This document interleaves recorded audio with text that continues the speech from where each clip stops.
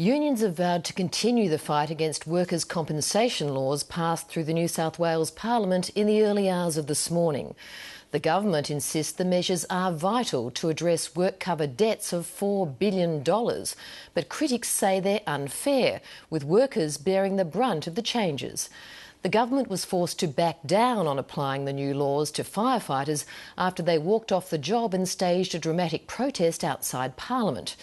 Earlier today, I spoke to New South Wales Premier Barry O'Farrell about the controversial legislation.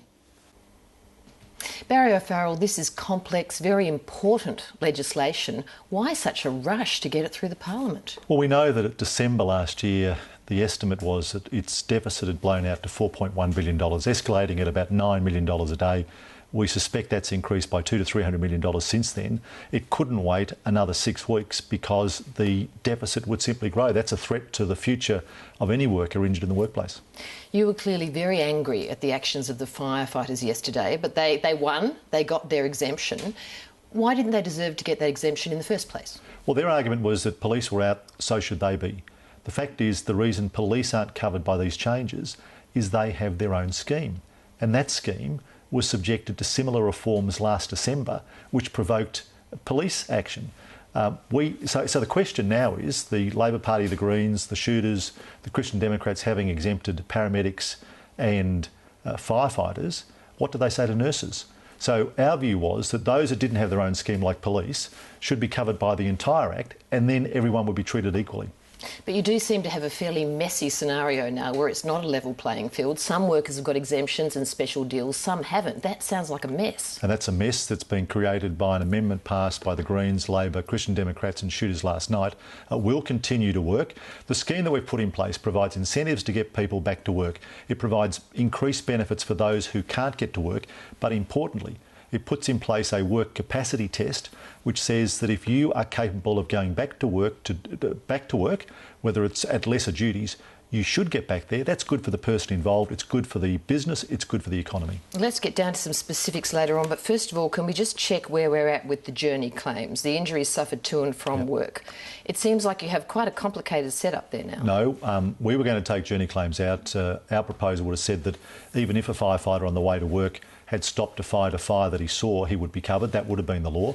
We've instead decided to adopt, at the urging of the minor parties in the upper house, the South Australian model, which said that if you suffer an injury on the way to work that is clearly connected to your profession, you will be covered. So a firefighter who stops to help with a fire and is injured would be covered.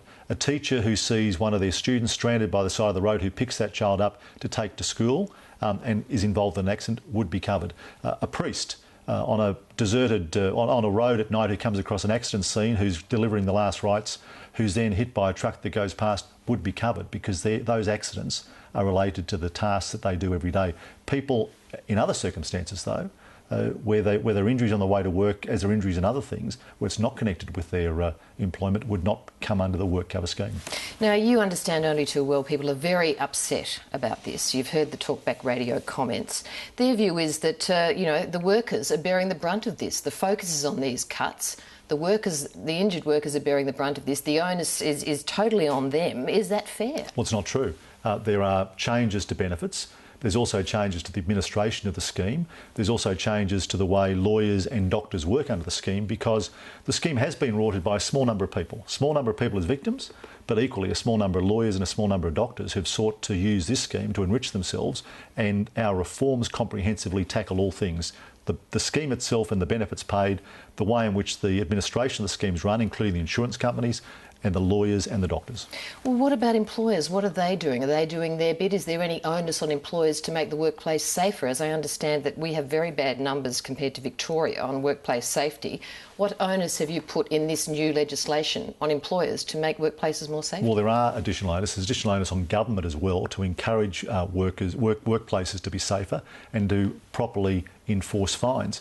But for instance, under this legislation, where we're encouraging people back to work, there are fines upon employers who do not provide jobs for injured workers to help them in their transition back to full employment where that is possible for those people. What about stopping the workplace from being dangerous, though? What are the new rules there? Well, there's enormous rules there already, but Tracy, we have more workplace inspectors in New South Wales than any other jurisdiction. We had some of the toughest penalties in the nation, and we still have an above national level of workplace injury and death. And that's something there we're working on. It's something we've inherited. And under this scheme, our focus is on getting people back into employment. Our focus is on safer workplaces, and our focus is on driving the costs of the scheme down, because that's good for both the workers, the employers and the economy. The unions also say in an effort to get workers back to work, there should be an onus on employers to find suitable jobs. So rather than them being medically retired because people can't return to their former job, employers should be encouraged to give them alternative work. And that's precisely what we're doing. It's precisely what employers will be asked to do. So, for instance, yesterday... So that's part of this legislation? It is part of the package. And yesterday, for instance, the debate was around firefighters.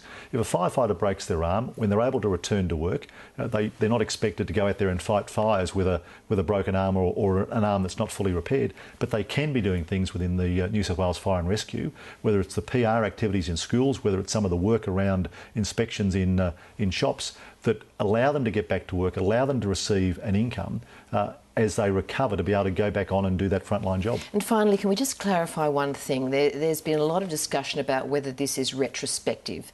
The unions say that it is, a number of lawyers say that it is. What do you say? Well, I don't believe it is, because, for instance, if you're currently off work on a benefit of $432 a week under the existing scheme, your benefits will go up to $640. Why? Because we've changed the scheme. If you're currently in a scheme where you're 35, earning $85,000 a year, the maximum total amount payable to you is $770,000. Under the new scheme, it's $2 million. What is different is we're putting in place a work capacity test. And that work capacity test will test people who come into the scheme and people who are on the scheme to see whether they're fit to go back to work. And we make no apologies for that, because this scheme for people who can return to work is about getting them back into employment, and it's also about protecting those severely and totally incapacitated, and those people get more generous benefits under this scheme than they do under the present. So will anyone lose their benefit when they're retested? Because potentially that could happen. Absolutely. And why do they lose their benefit? Because the work capacity test says they're capable of going back to work, and they should be in employment, because that's good for them, it's good for the business, it's good for taxpayers, and it's good for the economy. Barry O'Farrell, thanks for speaking to us. Thank you, Tracy.